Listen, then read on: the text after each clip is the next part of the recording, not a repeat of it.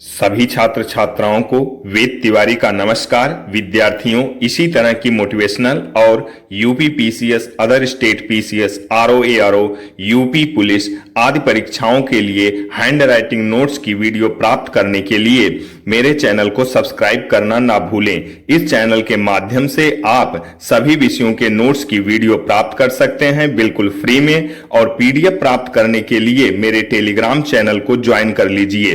Video में नीचे link दी गई है। जय हिंद, जय भारत, वंदे मातरम, सत्यमेव जयते। सभी छात्र छात्राओं को रूपा का नमस्कार। विद्यार्थियों, आप सभी का वेद सर के चैनल में स्वागत है। मैं रूपा आप सभी के समक्ष आज राष्ट्रपति की वीडियो लेकर आई हूं। उसके बारे में आज हम लोग पढ़ेंगे, जानेंगे क्या योग्यताएं हैं, कैसे निर्वाचित होती हैं, सभी के बारे में हम जानेंगे। तो आइए वीडियो स्टार्ट करते हैं। राष्ट्रपति शासन प्रणाली, इसको दो भागों में डिवाइड किया गया है। संसदीय शासन प्रणाली, अध्यक्षीय शासन प्रणाली। अध्यक्ष शासन प्रणाली में राष्ट्रपति सर्वे सर्वा है। संसदीय शासन प्रणाली में संसद सर्वोच्च है। प्रधानमंत्री कार्यपालिका, विधायिका, न्यायपालिका गवर्निंग बॉडी होती है। कार्यपालिका सरकार नीतियों का क्रियान्वयन करने वाला, विधायिका संसद जो विधि का निर्माण करे, न्यायपालिका जो निर्णय दे, उच्चतम न्यायालय। भारत में संसदीय शासन प्रणाली प्रचलित है। भारत का राष्ट्रपति नाम मात्र का कार्यपालक माना जाता है। वास्तविक शक्ति प्रधानमंत्री के हाथ में होती है। भारत का प्रथम नागरिक राष्ट्रपति होता है। तीनों सेनाओं का प्रमुख राष्ट्रपति है। अनुच्छेद 52 में भारत का एक राष्ट्रपति होगा, यह अनुच्छेद 52 में कहा गया है।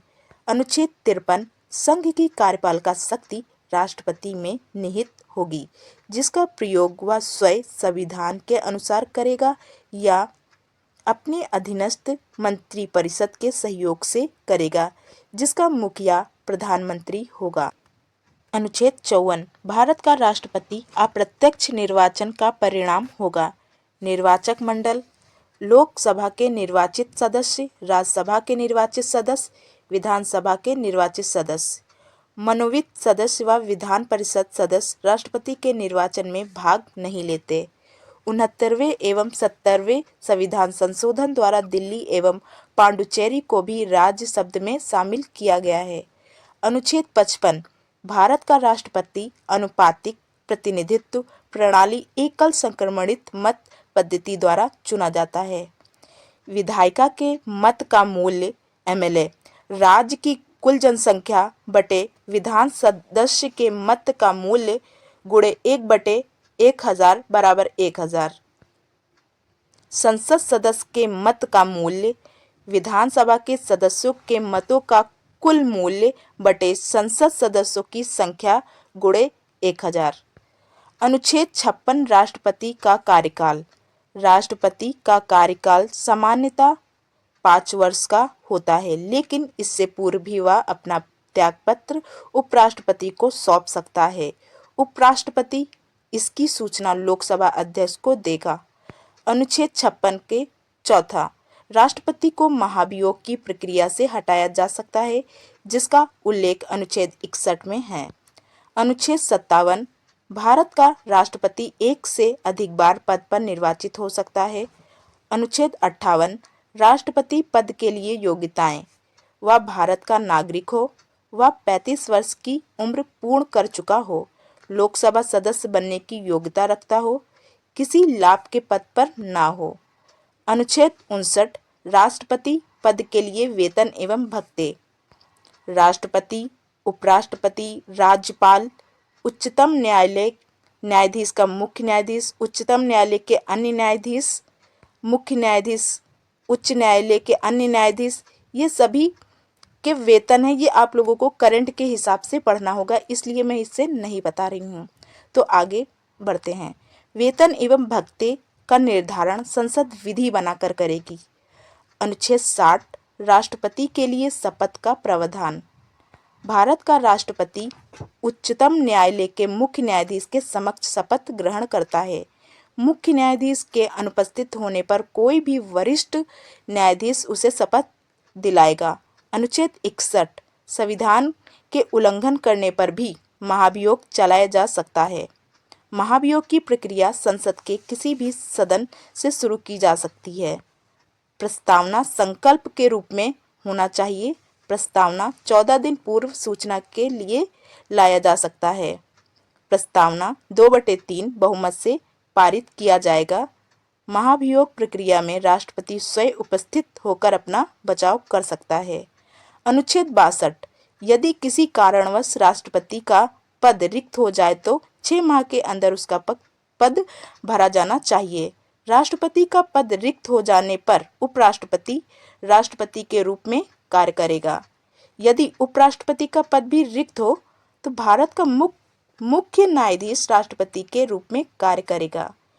एम हिदायतुल्ला एकमात्र न्यायाधीश रहे हैं जिन्होंने राष्ट्रपति के रूप में भी कार्य किया है। अनुच्छेद 63, उपराष्ट्रपति। भारत का एक उपराष्ट्रपति होगा। अनुच्छेद 64, उपराष्ट्रपति राज्यसभा का पदेन सभापति होता है। अनुच्छेद 65, राष्ट्रपति का पद रिक्त रहने पर उपराष्ट्रपति राष्ट्रपति के रूप में कार्य करेगा। अनुच्छेद 66, उपराष्ट्रपति का निर्वाचन मंडल सिर्फ संसद सदस्य उपराष्ट्रपति का चुनाव करते हैं। संसद सदस्य, लोकसभा सदस्य, राज्यसभा सदस्य। अनुपातिक प्रतिनिधित्व प्रणाली, एकल संक्रमणित मत पद्धति। अनुच्छेद 66 का उपराष्ट्रपति के लिए योग्यताएं, वह भारत का नागरिक हो, वह 35 वर्ष की उम्र पूर्ण कर चुका हो, राज्यसभा का सदस्य बनने की योग्यता रखता हो, लाभ के पद पर न हो। अनुच्छेद 67, कार्यकाल 5 वर्ष। उपराष्ट्रपति अपना त्यागपत्र राष्ट्रपति को सौंपेगा। लोकसभा के साधारण बहुमत से ही हटाया जा सकता है। उपराष्ट्रपति के हटाने की प्रक्रिया राज्यसभा से शुरू की जा सकती है। अनुच्छेद 68, उपराष्ट्रपति का पद रिक्त होने पर 6 माह में भरा जा सकता है। अनुच्छेद 69, उपराष्ट्रपति के लिए शपथ का प्रावधान। अनुच्छेद 70, अन्य आकस्मिकताओं के चलते उपराष्ट्रपति राष्ट्रपति के रूप में कार्य करेगा। अनुच्छेद 71, राष्ट्रपति एवं उपराष्ट्रपति के निर्वाचन से संबंधित कोई भी विवाद होने पर इसका निर्णय उच्चतम न्यायालय करेगा। अनुच्छेद 72, राष्ट्रपति के क्षमादान करने की शक्ति। राष्ट्रपति किसी भी सजा पाए व्यक्ति की सजा को कम कर सकता है, उसकी प्रकृति बदल सकता है, यहाँ तक कि उसकी मृत्यु दंड को भी माफ कर सकता है। अनुच्छेद 73, राष्ट्रपति की कार्यपालिका शक्ति का विस्तार। नियुक्ति करने का अधिकार। उच्चतम न्यायालय के न्यायाधीश की नियुक्ति, मुख्य न्यायाधीश के परामर्श पर अन्य न्यायाधीशों की नियुक्ति। प्रधानमंत्री का मनोनयन, नियंत्रक एवं महालेख परीक्षण की नियुक्ति, CAG। महान्यायवादी की नियुक्ति। लोक सेवा आयोग के सदस्यों की नियुक्ति। अनुच्छेद 74, राष्ट्रपति के परामर्श हेतु एक मंत्रिपरिषद होगी। अनुच्छेद 75 खंड A, प्रधानमंत्री मंत्रिपरिषद का प्रमुख होगा। लोकसभा के बहुमत दल के नेता को राष्ट्रपति प्रधानमंत्री मनोनीत करेगा। प्रधानमंत्री का मनोनयन राष्ट्रपति द्वारा होगा। खंड सेकंड, मंत्रीगण राष्ट्रपति के प्रसाद पर्यंत अपना पद धारण करेगा। खंड थर्ड, मंत्रिपरिषद लोकसभा निम्न सदन के प्रति उत्तरदायी होती है। यदि सरकार लोकसभा में विश्वास मत खो देती है तो उसे नैतिकता के आधार पर त्यागपत्र दे देना चाहिए। खंड चौथा, मंत्रीगण के लिए शपथ का प्रावधान।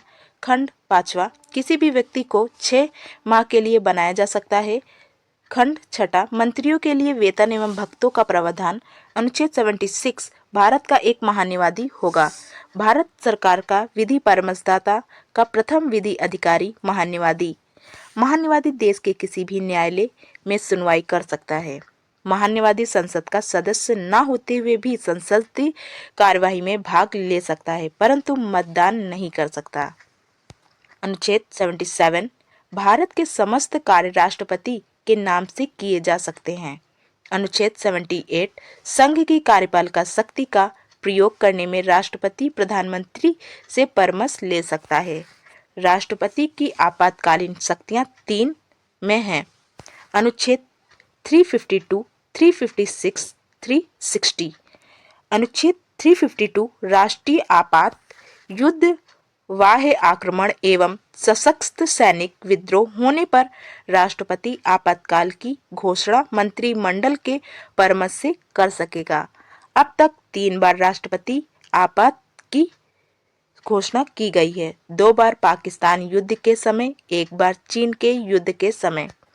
पाकिस्तान से युद्ध का समय 1962-1976, चीन से युद्ध का समय 1965।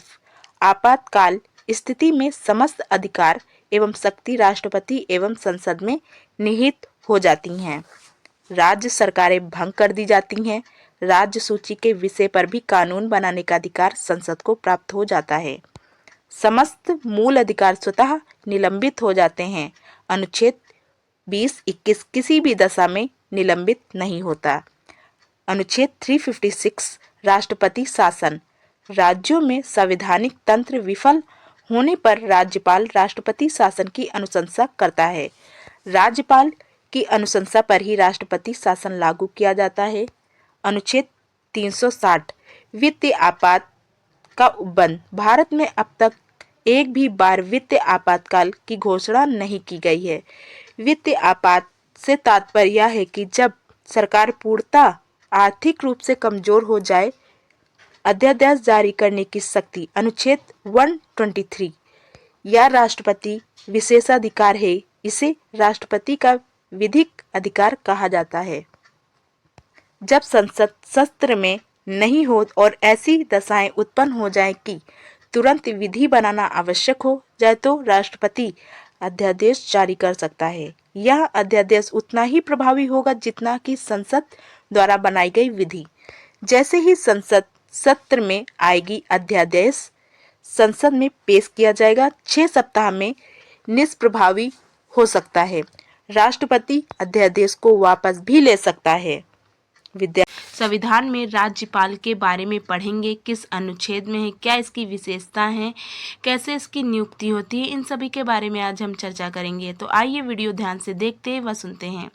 अनुच्छेद 153 राज्यपाल प्रत्येक राज्य में एक राज्यपाल होगा। 2 या 2 से अधिक राज्यों का राज्यपाल भी बनाया जा सकता है।